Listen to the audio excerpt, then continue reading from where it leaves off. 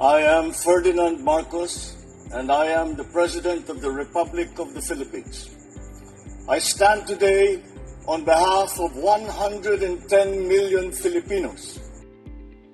Hello universe, it's me again. Shoutout sa inyo mga kababayan. Naku po.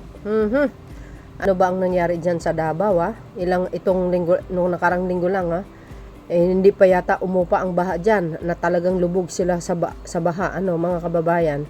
Nakakaawa naman ang mga kababayan natin dyan. But anyway, hindi natin malaman kung bakit. Ayan, ngayong araw, today is July 31, 2026. Ayan na po ang nangyari. 16 bahay na sunog sa Davao City, OMGos. Sabi dito mga kababayan ng mismong ABS-CBN Basahin natin para kumpleto detalyado. Shout out sa mga Marcos Loyalist supporters, Filipino and OFW. Ayan kitang-kita nyo naman siguro mga kababayan. Ayan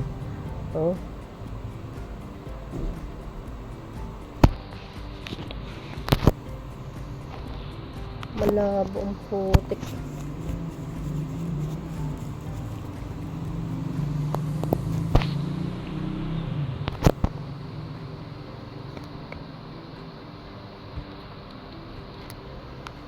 Sabi po dito guys ng ABS-CBN, 16 bahay na sunog sa Davao City, OMGos. Yan ang sinasabi natin. Sabi po dito guys ng mga nagko-comment, Alam nyo mga kababayan, napapansin ko yan sa social media. Itong mga DDS kung paano talaga manira sa kapwa at mahilig silang mangutya. Ngayon bumalik sa inyo. I think not all DDS naman pero yung mga toxic na mga DDS, grabe kung makapagsalita laban sa Marcos administration. Lagi natin sinasabi ang karma lagi nasa tabi ninyo, dapat gumawa kayo ng kabutihan. Sumuporta na lang kayo kaysa kukutyain nyo ang mismong Pangulo ng Pilipinas. Tingnan nyo yan kung gaano rumisbak ang karma sa inyo. Ay nako po. Totoo yun. Kaya maging mabait kayo sa kapwa nyo. Tumulong na lang kayo kaysa mambatikos. Mga kababayan, may kasunod pa dyan dahil masama kayong mga DDS shit. Ayan, ang kapalit siyempre isisin nyo yan kay PBBM. Ay nako. Parang may points may nakuhang tumawa. Huwag naman ganyan. Diba? Yung mga ibang DDS, grabe kong tumawa. Ngayon, pag binalik sa inyo, nagre-react kayo. You see? Dry run ng impyerno yan sa inyo. Agay, paktay tayo Awit naman yan, lagi na lang. Bakbak ng bakbak na Davao magiging Singapore na talaga ang Davao. Agay, may kasunod pa sa yata dyan. Sabi nga ng unang nag-comment. Ngayon nung nakaraan tinupok kayo ng baha. Tapos eto na naman. Naku po, ano kaya ang kasunod? Bagyuhin kayo? Hindi naman siguro, Weekly ata, laging may festival sa Davao, di kayo naloka. At parang may points yung unang nag-comment na isisisi na naman kay Pangulong Marcos Jr. Sasabihin nila, nasaan ang Pangulo? Di kayo naloka. Bago nyo sabihin yan, nasaan ang Pangulo? Unahin nyo muna si Pulong Duterte, si Sara, at saka si Basti.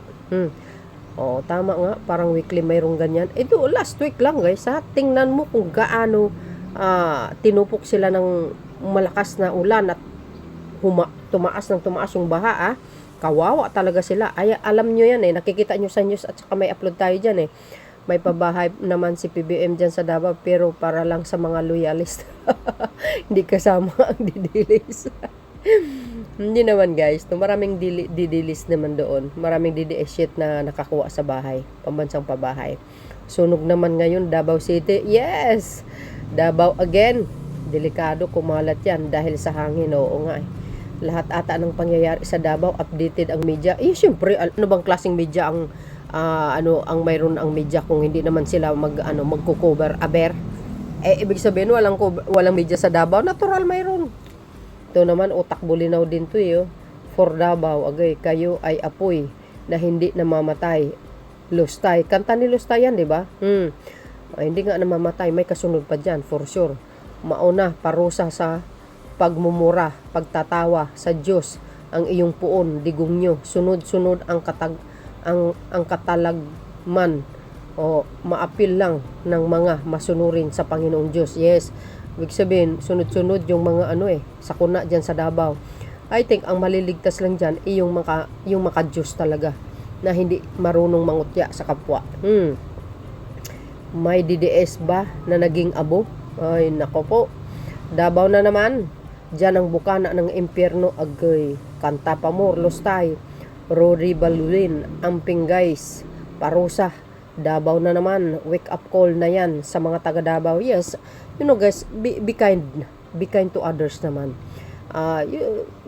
Especially the president.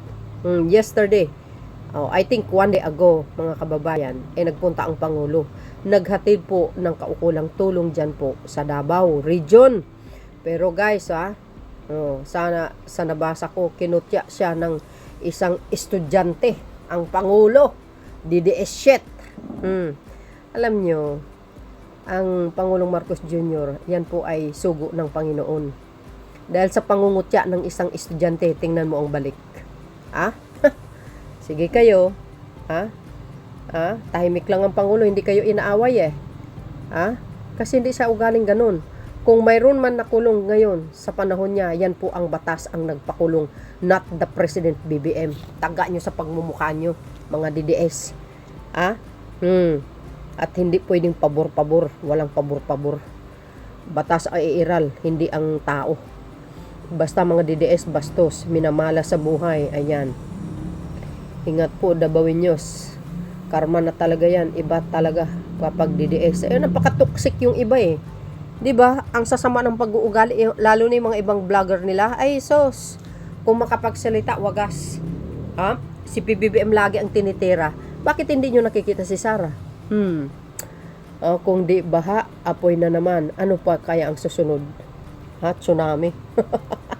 Grabe naman dyan sa Davao City. Parang impyerno Siyempre yan ang trabaho nila, maghagilap ng balita. Natural.